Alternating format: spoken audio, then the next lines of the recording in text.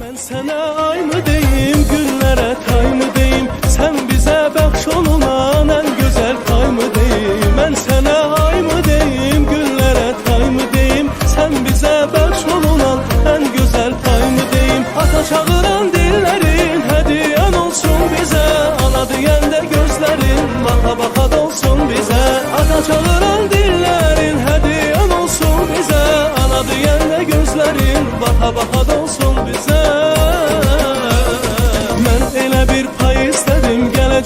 Olsun, bakışı ürəyimə vursun, bakışına xış salıb qəlbimə dolsun. Olsun, olsun, ay mən istədim bir oğlum olsun, bir oğlum olsun.